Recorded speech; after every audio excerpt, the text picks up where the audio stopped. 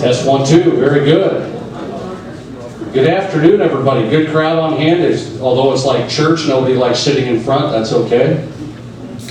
Everybody eating pizza in the back. Thanks to Lynch Brothers Pizza for sponsoring today. New location here in Rapid City, giving us some good grub during our Hardrocker Luncheon, and it's been a big week for the Hardrockers, no doubt. We'll get to some scholar athletes that are here. Head coach Stacy Collins on the football side later on with the big win over Black Hills, but we'll start it off with Steve Johnson, head coach of the cross-country program. They were down at Shattern State. Welcome up, Coach Johnson.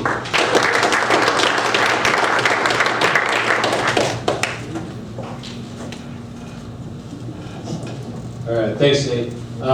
Yeah, we went down to Shattern this past weekend. It was a dual meet on the women's side, so it was just us and Shattern on the women's side. On the men's side, there were 3 teams. Central Wyoming College came back up for another run at both of us, and had a pretty solid weekend. On the men's side, on both sides really, we've been dealing with quite a bit of different illnesses and ailments and such, and so we've been trying to piece some things together, and so we had a pretty small squad on the men's side. We actually ran just the 5 runners that we needed to score a complete team.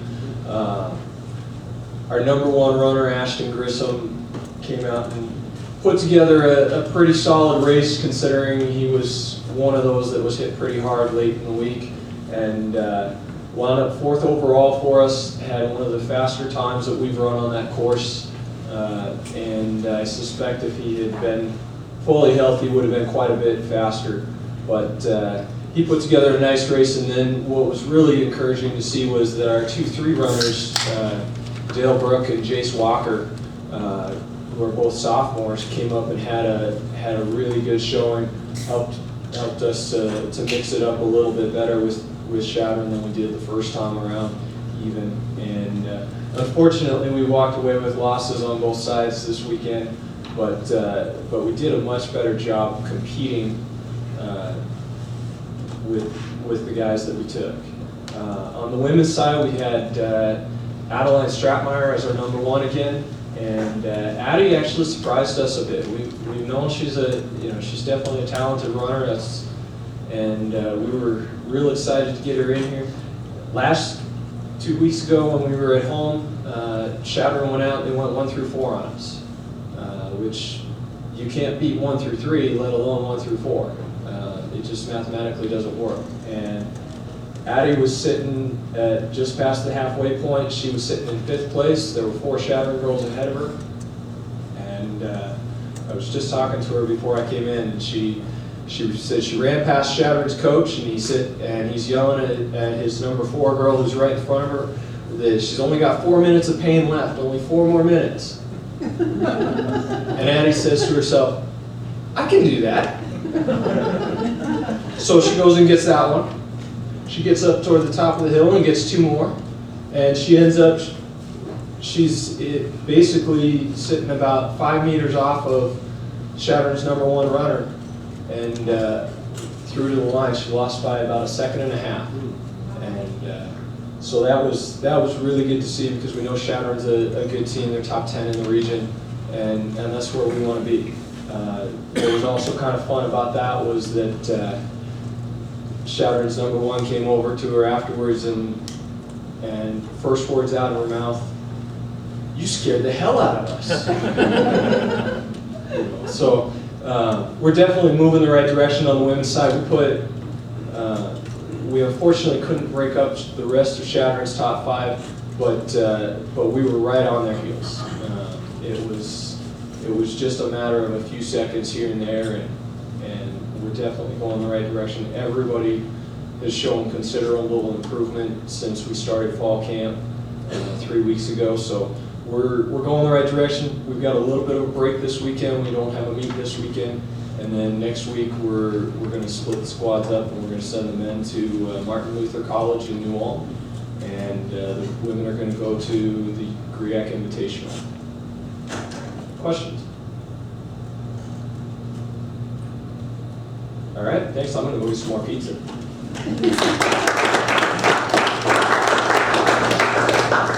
The Hardrocker Volleyball program up next. They had another non-conference couple matches down, and now They get set for their RMAC opener on the road, unfortunately, but welcome up head coach Doug Tabbert.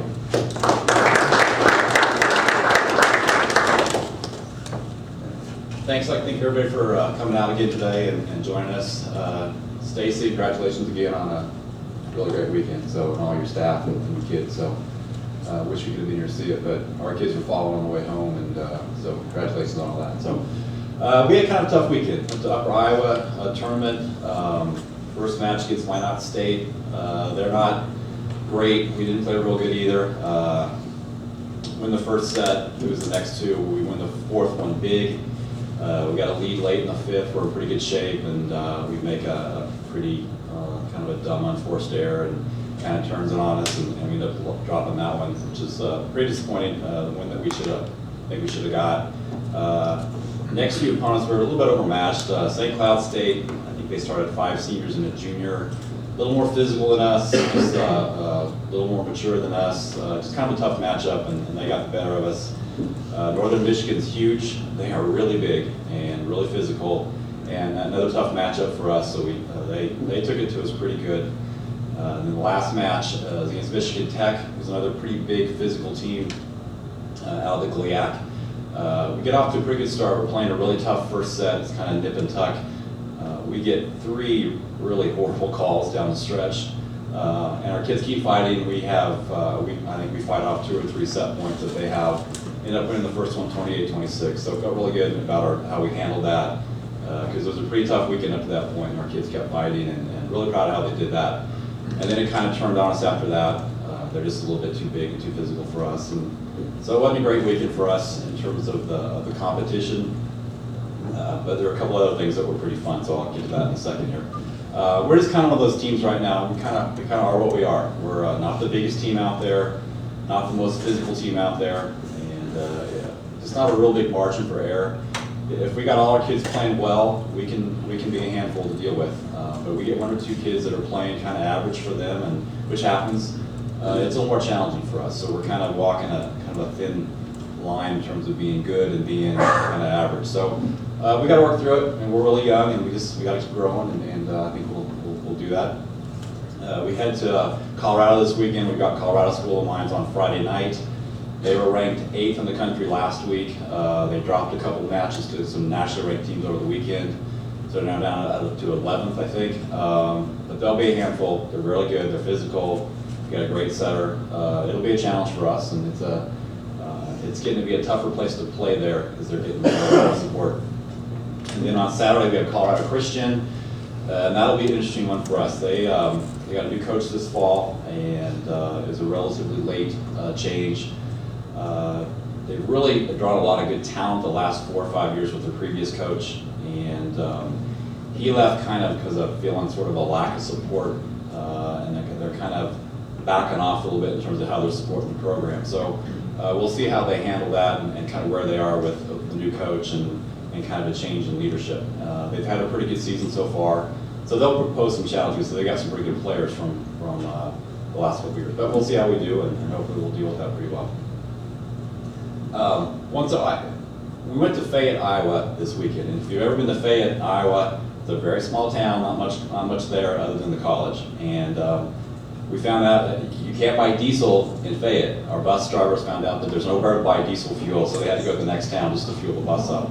But it's a pretty small town, and it was the Watermelon Festival this weekend in Fayette, which wasn't a real big deal, but they had a few little things set up and that kind of thing. So, and our kids find that out, and they're looking for stuff to do and kind of to get through the weekend. So Friday night we got to eat, and there's not a lot of options in Fayette to eat either, but there's one pretty nice place downtown, if you want to call it downtown. It's a couple blocks, and that's where the Watermelon Festival is. So we have to walk to this restaurant because the buses can't park close enough to get to it. So we're walking to it, and our kids see they see these few things that are there for the Watermelon Festival. And the first thing they're, hey, can we get in the watermelon eating contest? And I'm going, first of all, you don't even know what the schedule is. I mean, you don't even know if they have. They probably have one because it's a watermelon festival, but you don't know when and where it is. And you're all wearing white because they're all wearing these white sweat tops that they have that matching. So no, you're not entering a watermelon contest because you're all wearing white. So just go to the restaurant and know. So we come out, and it's about 8:30. Things are pretty dead. The street's pretty empty, and just kind of in this kind of a lot in the street. There's this kind of, I don't know how you call it. It's not really a stage. It's too small to be a stage, unless it's like a one-man band kind of thing. And it's a little big to be a booth, but it's something in between. It's got all these lights going. It's playing all this music, and this is 8:45 by that time at night. Nobody's out there other than a few kind of small kids and a few like high school kids. But the music's blaring, the lights are going, and we're walking out of the restaurant, we're walking down the street, and I see our kids are kind of looking back at me, and they're kind of, can we? So, go ahead. So we go over there, and it's kind of like a dance party breaks out. So, our kids are out there dancing around. They did the hokey pokey, then they did the chicken dance, and then they did the stanky leg. And let me tell you, the stanky leg is nothing like the hokey pokey or the chicken dance. It's a hip hop thing, completely different. So our kids are out there just dancing away, and there's really not much else going on in town. It's kind of an odd thing. I'm not sure. It's like somebody left the festival and they left the music place on. They forgot to turn it off or something. But it kind of reminds you, our kids they're pretty resilient. We had a tough day, but 2 hours later, they're having a ball and kind of, they move on pretty well. And I think they do that better than we do as coaches sometimes. So it was kind of fun, at least to see them have a good time and after a rough day. And just, we got a really interesting group of kids. So if you're ever having a tough day, we practice 5 to 7 at night as our classes. So if you're ever having a bad day and you want to get a little kind of brighten your day a little bit, come into our practice about 10 till 7. The last 10 minutes is kind of a cool down period for us where we stretch and just kind of cool down. And it's just chaos at that point because any topic is is fair game for those kids at that point.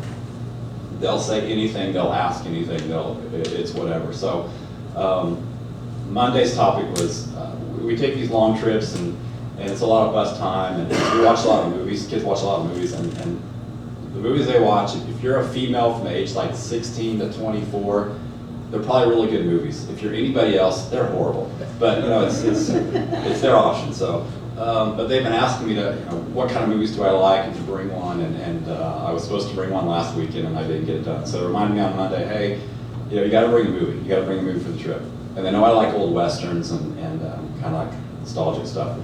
So they put 2 conditions on me on Monday for the movie I bring. It's got to be in color and it's got to have sound. And it's not like I'm 105 and I'm watching movies from the 20s. Just come by sometime at about 10 till 7 and just watch them. You'll either be really glad that you don't coach, or it'll really make your day feel good. That just 10 minutes with that group when they're kind of letting loose, and then it'll put it all in perspective for you too. So we got a good group, and we just got to keep biting through the season and pick up a win here and there, and we'll do that. So. Any questions? Oh, I'm sorry. Yeah, sorry, Brad. Sorry. We got some video. Sorry, I forgot about that. So, Brad's got some video. Not really sure what exactly it is, but we're in the white. We're on the far side there. Emily Newton with the block.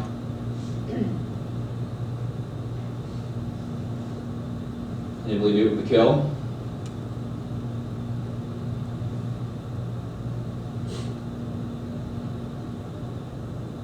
That's Anna Bright, freshman, middle hitter.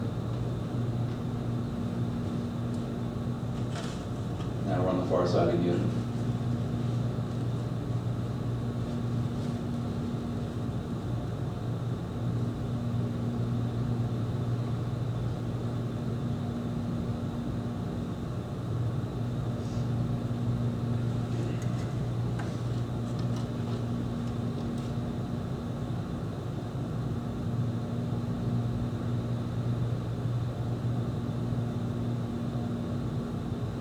Michaela Reese there, but I think that was Michaela. So.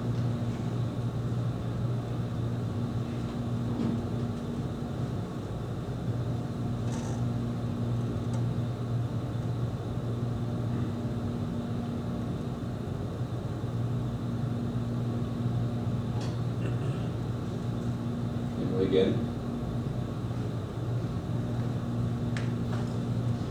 So not this weekend, next weekend we're back home, so hope you can come out and watch us and give us all the support we need. So. Could you give us an example of what the stinky leg looks like?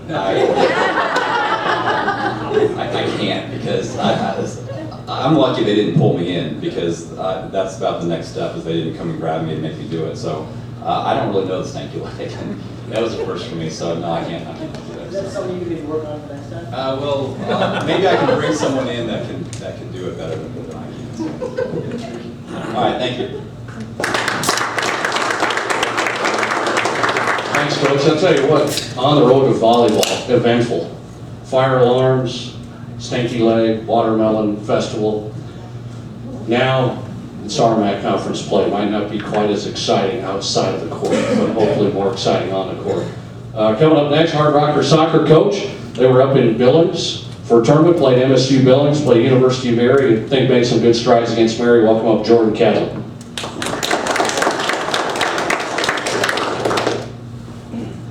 Thank you all for coming out. This weekend we did go to Billings. Friday we played University of Mary. Last year we lost them twice, 6-3, and I believe the second one was 6-1. So we ended this weekend with Friday we played 110 minutes against them. After 90 we were tied 1-1, and then we played 2 10-minute overtimes and finished in a 1-1 draw. So that was easily the best effort I've ever seen our guys play in a year and a half of being here. Just a complete. Before the game, I talked to them about putting together a complete 90-minute performance. Last weekend, when we were in Iowa, we played the first half of each game really well. So we put together 45-minute halves that were very good, and then the second 45 we just went downhill. So we're extremely proud of our guys after that. Playing 110 minutes is extremely difficult for our guys. It's just recovering from that a day and a half later is very difficult. So. Against Billings, when we scored in the third minute, I think Brad has a video of that. So we get a corner here. We put them under pressure really well in the first 3 minutes of the game, and get a corner here, which David Pineda sends in.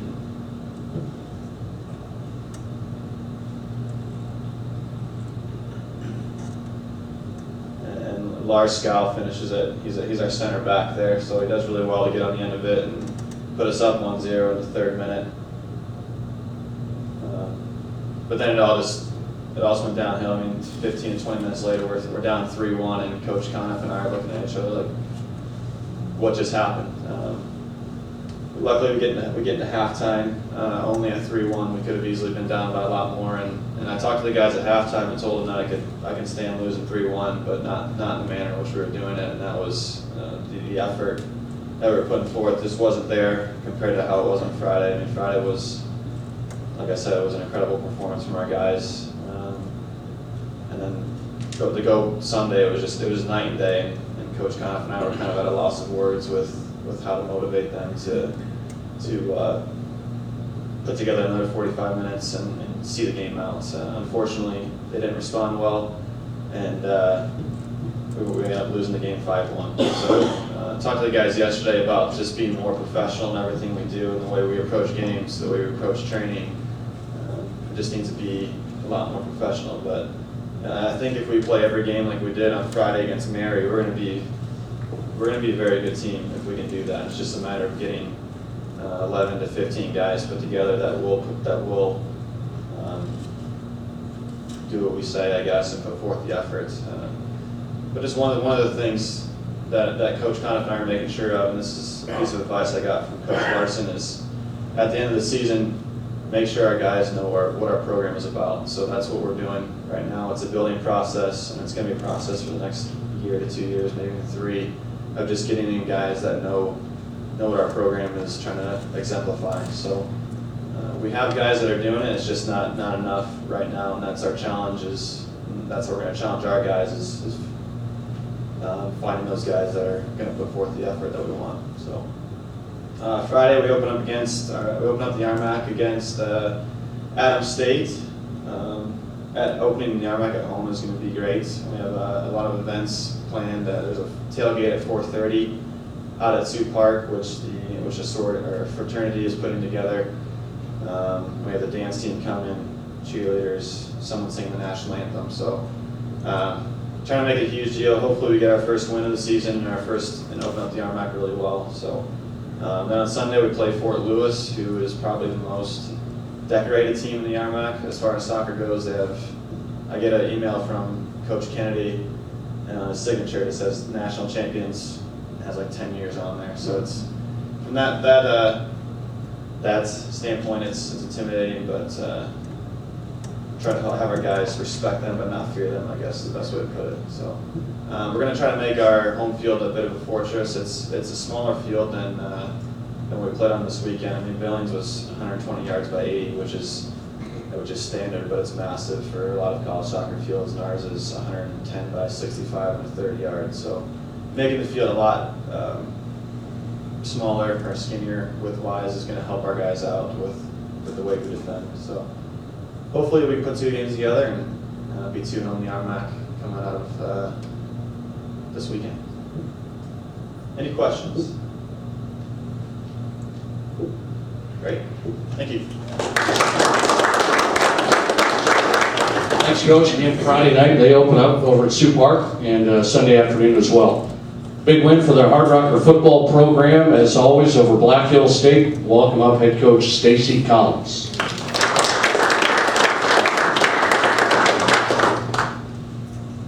Thanks, Nate. Thanks, everybody, for coming out. Before we get started, I'd really like to thank everybody for the game event on Saturday, for Joel for finding a way to get that done, our administration for the support on it, our student body, and certainly the Rapid City community, because if you've been around Division II football, and I've been around it for a while, that was a phenomenal atmosphere there. The place was rocking. It was packed. We did a 9 o'clock walkthrough, and there was guys out tailgate at 9 a.m., and they were still rolling when we walked off that at 10 p.m. So it was a great atmosphere with ESPN there, and just a great experience for our players and everybody that's involved in the program. So that was a neat event. At the end of the day, we found a way to win it. Certain times in my head, I wasn't sure what we were doing. It was a pretty interesting game. I felt real good as we went in halftime up 16-6, able to kick a field goal going in with a 10-point lead. And I knew that third quarter, that opening possession piece of the third quarter, there's some pretty big stats on it. But we got a turnover, then we didn't get a stop, and pretty soon we gave them momentum back. But very proud of our players, their ability to come back, to continue to fight.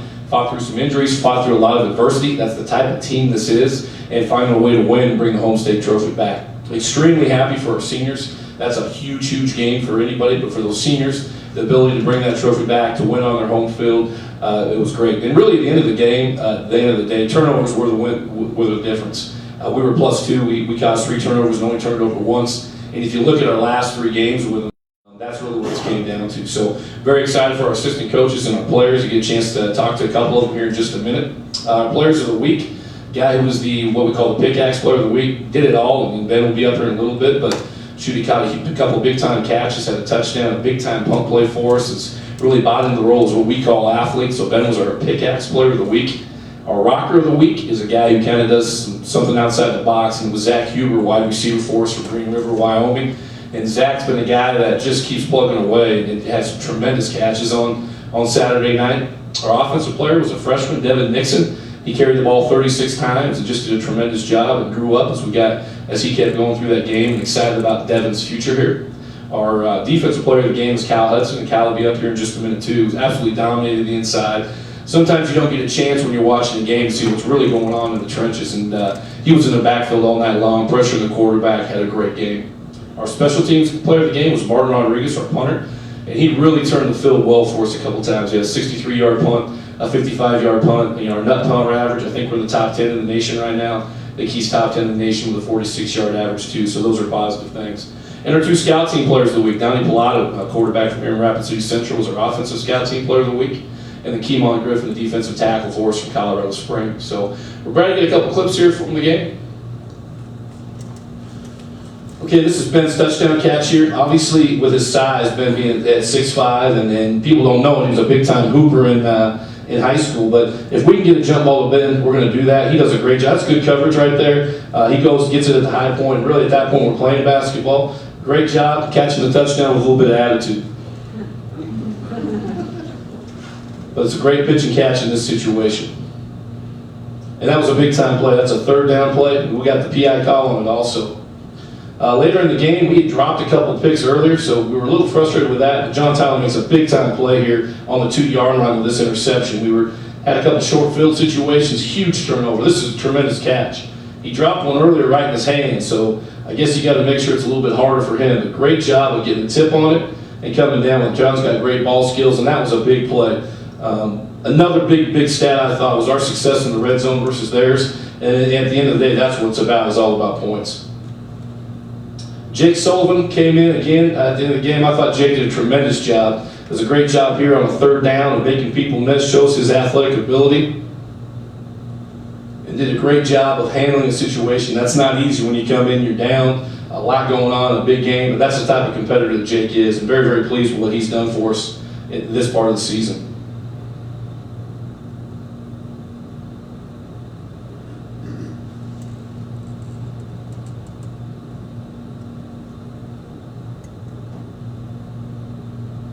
Okay, this last play is the final touchdown that won it for us. It's one of our boot plays. And again, that's Jake to Zach Huber. Great job of execution, big time play, and that was the difference in the game. So,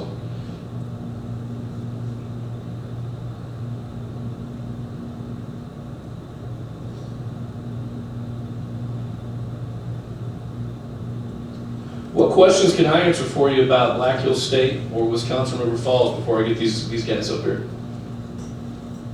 With the missed extra points, we're going to start seeing you go for two a lot more often? No, I think we still have our standard piece, but we're gonna put another kicker in. We can't do that. That was as disappointing as anything. You can't miss any of those. They got to be automatic. We spend a lot of time on that, and there multiple times if we kick that field, we're up by a 2-possession game, and it's not coming down to the end. So I was extremely disappointed in that phase with the amount of time we worked. So we're going to make a change on that and have another kicker in that situation. Pass rush. It seemed like are we deep enough there? Are we just getting tired? Or are we just having a hard time generating good pass rush? No, we brought a lot of pressure out, and we really did. The biggest issue was we got cut too many times when you watch that tape, and we got to do a better job of playing off the cut block. We knew you had a freshman quarterback coming in. It's a big game. The plan was to put a lot of pressure on him. We did that. We've got to come home more, and that's the biggest issue. We've got to make sure we're playing off the cut blocks. We had a lot of one-on-one situations, and in football, when we go one-on-one, we've got to do a better job of winning those one-on-ones, and that's something that was probably one of the other than the missed PATs. Watching that on tape, we've got to be better on that side. So we've worked a lot this week, and I think we're trending in the right direction there. Any injuries? Yeah, too many, too many. We have caught the injury bug early this year and often, so there's too many. That being said, I can't say enough for the guys who are stepping up. You can't control injuries. We worry about the things we can control, and what we can control is the next guy stepping up. And so I've been very pleased with the guys stepping up. But yeah, we got a ton of injuries. Who's injured that was played last week that won't be able to play this week? Any of them? That was injured last week, they'll be in this week? Nobody. Sanchez is okay? Oh, no, those guys will all be out, yeah. The guys that were hurt last week will be out this week. So who got hurt this week? I really don't want to talk about it on the top right now, so, yeah. Yeah, we had a lot of, yeah, Tom? Wisconsin River Falls, what do you know, how are they doing, what do you know? Yeah, they played one game the same weekend we played Colorado Mines, so the opening week. They had a bye last week, and it's interesting. Our next 3 opponents, Wisconsin River Falls, Lyon College, and Humboldt State, all have a bye before they have us. I don't know if that's a good or bad thing, but it's interesting. So they had a week off. They lost a close game to Simpson. I mean, it was tied 21-21 really late into it. What I know about them is they came here and beat us last year. They got a quarterback that did a little bit of everything. And this dude, it's amazing. He plays quarterback for him, he kicks PATs for him, he kicks field goals for him, he punts for him, and he kicks off. So he did that to us last year, and they got some other players that are good players, but big up front, what you would expect from a Wisconsin team, no doubt about it. But this kid makes him go. So you got to find a way to contain him, slow him down, because he makes it go real well. Big on defense, big physical on defense. We're opening their new facility. They opened a new facility out there, so it's a night game. But that's a very good conference. I mean, I would say hands down the best Division III conference. So you got to understand what type of football team is playing. Anything else? Okay, I'm going to bring up 2 guys right now. We got Kyle Hudson. Kyle's a senior for us from Gilbert, Arizona. He's a mechanical engineering major. He's going to graduate here in 4 years, which is very, very impressive to do both of those things. And he's defensive tackle. And I'm going to bring up Ben Broker, who's an industrial engineering major from Olympia, Washington. And Ben's a junior for us. So come on up, guys.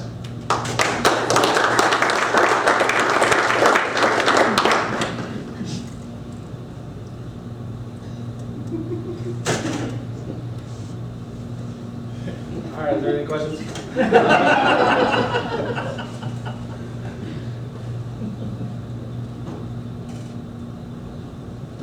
Why don't you tell each of us why you decided to come south to school class? Reason for me was I love sports in high school. I always wanted to play at the next level, and I feel like this was the best fit for me. My dad's a math teacher, so I love math, and I wanted to do something with engineering, so I thought it was a great opportunity for me to come here, get a great experience, and also play the game that I love and continue playing. So that's why. Yeah, for me, I wanted to continue the next level as well. A big part of it was Coach Collins and the coaching staff. When I came on my visit, I found somewhere that I liked, not loved yet, and the coaching staff definitely kind of helped me love this place and figure out what I wanted to do as far as engineering and playing football at a great school, as a great community as well. So. Ben, talk about playing wide receiver here a little bit. Your role switched a lot, quarterback, wide receiver. Talk about being mainly wide receiver this year. It's different, but it was kind of a role that I felt like I needed to take with Trent coming in, being the starter last year, and I wanted to do something where I could help to contribute to the team more than what I was doing and not be on the sidelines. So, I mean, I love it. It's great. I get to go out there and make some plays with my brothers out there, and we get to just have a great time. And it's just a different opportunity and a new opportunity that I get to play with. So, I love it. Man, you seem to be deceptively fast. Could you tell us what you run 40 in? Honestly, I do not know. I have not ran it in a while. I ran, oh gosh, in high school, I think it was 4.8%. So nothing to, no, it's all right.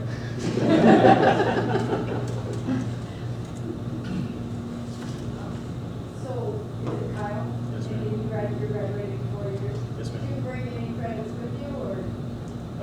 Yeah, I did from high school. I went to a great high school, Blue Ribbon High School in Gilbert, and I was able to take a lot of college credits. Either it's online or AP courses, and I brought about 30 credits over.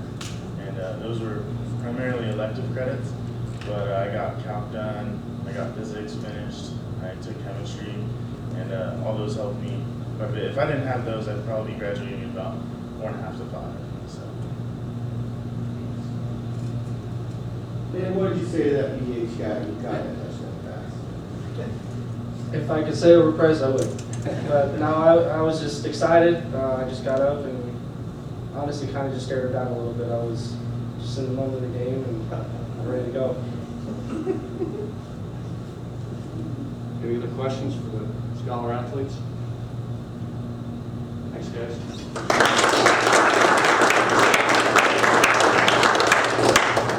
Congratulations to those two. Great effort. A lot of fun Saturday. Remember, soccer at home this Friday and Sunday. Volleyball the next week. We'll be back here next week for another Hardrocker Luncheon. Thanks for coming out. Thanks to Lynch Brothers Pizza. Have a great week, everybody.